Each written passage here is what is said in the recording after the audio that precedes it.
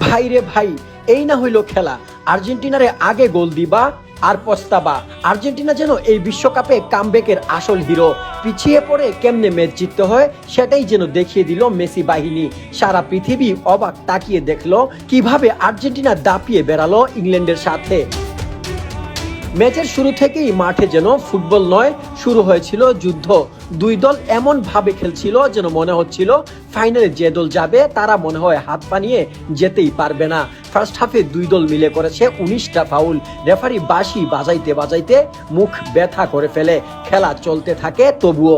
ম্যাচের 37 মিনিটে মাঠে মেসি হয়ে ওঠেন বেপরোয়া ঘুড়ি। তার সুতো যেন উড়ছে।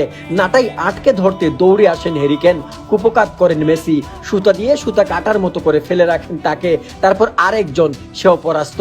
তারপর ইলিয়ট আসেন, মেসিকে পরাস্ত করেন। কিন্তু এই পরাস্ত করতে গিয়ে দেখেন হলুদ কার্ড। মেসিকে এমন ভাবে ফাউল করার কারণে পুরো আর্জেন্টিনা দল ঝাঁপিয়ে পড়ে ইংল্যান্ডের সাথে। হালকা হাতাহাতি, তারপর আবার খেলা শুরু। এবার জার্সি ঝাপটে ধরেন লিসান্দ্রো মার্তিনেজ। কার্ড খান তিনিও, সমানে সমান। গোলশূন্য ফার্স্ট হাফ শেষ হলো। আর্জেন্টিনা চেষ্টা করেছে খেলাটাকে স্লো করতে। কিছু জায়গায় সময় নষ্টের কৌশল অনুসরণ করেছে তারা। অন্যদিকে ইংল্যান্ড চেয়েছে ফাস্ট ফরওয়ার্ড ফুটবল খেলতে, গোলের সন্ধান পেতে। কিন্তু কোনো দলই কাঙ্ক্ষিত গোলের দেখা পায়নি। বুঝেই যাচ্ছিল সেকেন্ড হাফটা হবে হাই ভোল্টেজ।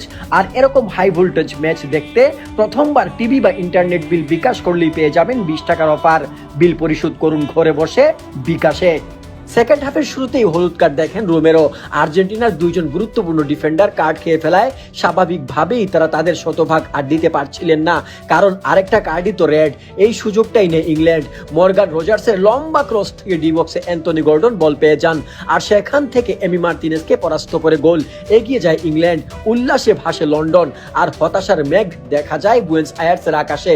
আর্জেন্টিনার ফ্যানরা এবার তাকিয়ে থাকেন তাদের উদ্ধারকর্তা লিওনেল আন্দ্রেস মেসির দিকে।